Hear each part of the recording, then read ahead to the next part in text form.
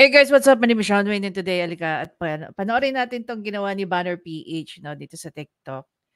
So sabi rito ni Banner PH, 3 Philippine presidents prepare for typhoon. In 2013, President Benigno Pinoy Aquino III delivers a national address ahead of Super Typhoon Yolanda. In 2020, President Rodrigo Duterte addresses the nation to prepare for Typhoon Ulysses. And in 2024, President Marcos Jr. receives a brief on Typhoon Christine without issuing a formal national address.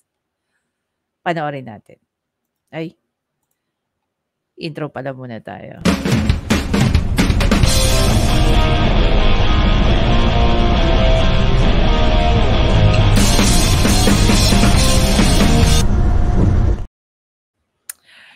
Okay.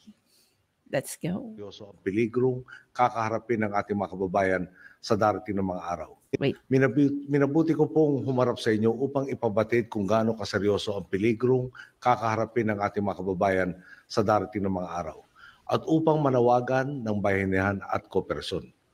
Umabot na at aabot pa sa Storm Signal number 4 ang lakas ng hangin sa ilang mga lugar dulot ng bagyong ito.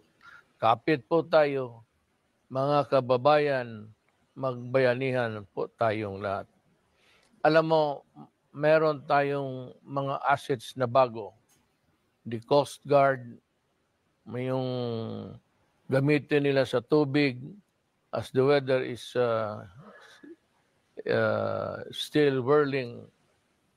Umiikot pa yung hangin, hindi pa makatrabaho, hindi makalipad. But all of this, lahat, pati yung mga sundalo, nauna na po yan. People are not so hard to convince na mag-evacuate muna.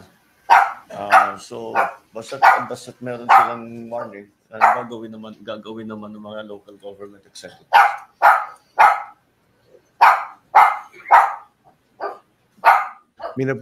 So you can see here, there's no proper coordination between the president, Bongbong Marcos.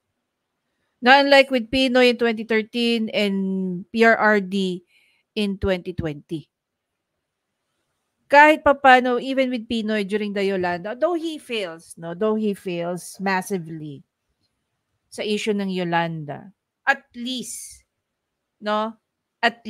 we know that at one point, hindi siya nagkulang sa paalala to tell our kababayans to do whatever is necessary to save themselves even before maging worse ang senaryo or ang sitwasyon. With PRRD naman, yung mga batuta ko Sorry for that, umaapila kasing pumasok. Quiet. With PRRD naman, syempre ni-utilize niya, ang skills ng mga kasunduluhan natin. Kasi kalimitan nakatulong. Okay? Kalimitan nakatulong ng Coast Guard, PNP at saka ang AFP. Lalong-lalo na sa mga rescue efforts. Samantalang dito kay BBM, walang address, address to the nation na magpaalala siya. Hindi gaya nitong mga naging previous president ahead of BBM. Tingnan mo, sabi ni PRRD rito. This is during pandemic, ha? Storm was all over Luzon. Saan mo ako gustong ilagay noon? Sa inyo, sa Bicol, sa bahay ninyo, sa Naga? O dito ako sa Parañaque, may baha rin So where were you? Hindi na kailangan ako mag-order mag-order ka pa on the day. You are presuming that I should be giving orders on the day of the storm. That is stupid. That is why you cannot become a president, really. Mahina ka Ito for the record, inaano niya ito kay Mama Lenny. Wala ka nang ibigay ang order kasi ang order na ibigay na 2 or 3 days. You do not give orders on the day of the war. Sir, former Vice President Leder Bredos asking for help, in particular yung mga She's- rubber boats. How soon? Yeah, as soon as we can get in, as soon as makapasok kami, we will be doing that, and we are now beginning to marshal our assets, like for example rubber boats hanggang Mindanao. Kukunin na muna namin at dadalhin namin dito sa area na pangangailangan. We just got that report from Kamsur that half the province is underwater because they live in that the big Alam mo, ito lang din guys, lalo-lalo na sa mga nakakaranas ngayon ng paglubog ng baha. Okay? Ito na lang tanong ko sa inyo.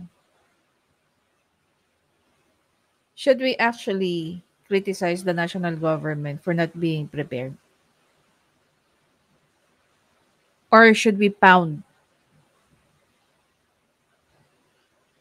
lahat ng sisi sa LGU, sa local government unit ninyo, for not being prepared? Sino ba dapat ang unang prepared? Ang LGU nyo o national government? Diba? Well, with the simple application of common sense, definitely dapat ang LGU ang unang prepared. Ang national government, andyan yan to support. Tama ba ako? Kasi guys, sa sitwasyon na to, you cannot rely heavily sa national government. Marami po kayong mga constituent na mamamatay. Kung iaasa nyo or umaasa kayo na immediately tutulungan kayo ng inyong national government. So nangyayari ngayon, this must be a lesson learned for every LGU within the Philippines. Alam niyo kung bakit? Kasi kung nagagawa to ni BBM sa mga LGUs ngayon,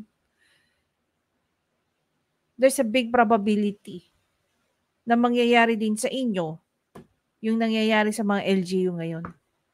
Nahihintayin muna nilang makapasok sila. Di ba dapat nakapasok na kayo even before pumasok ang bagyo? Alam mo, I miss yung governance ni PRRD pagdating sa mga ganitong sitwasyon.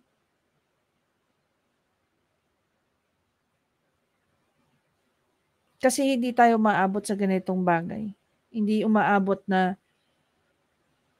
ang national government natataranta. Hindi aabot na yung national government, kakamutan ka na lang ng ulo. Hindi ka makakarinig sa national government. Hindi ko na alam yung gagawin ko.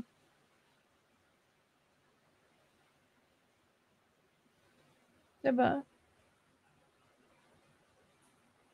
Itong mga bagay na to, ayaw pag-usapan to ng mga loyalista at mga rabid supporter ni BBM.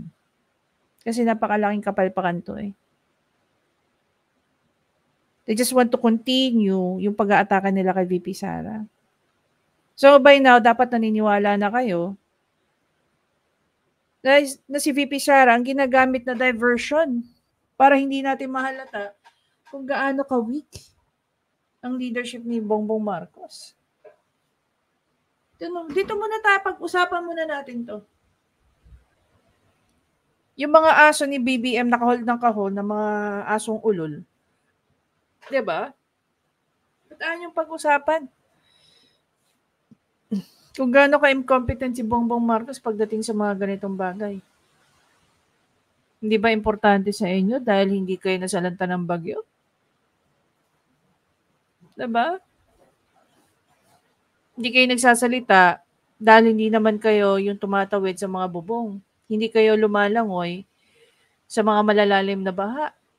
Wala kayong anak na kailangan yung ilabas ng bahay, ilagay sa batya at dalhin sa bahay ng mga kapitbahay nyo na matataas ang mga bahay.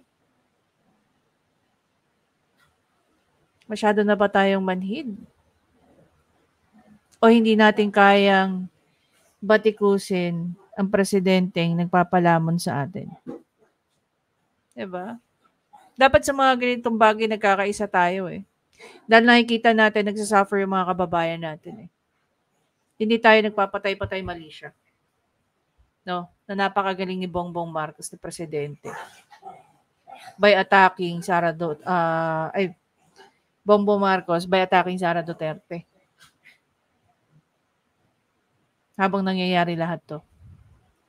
Tama naman sinabi ni Inday.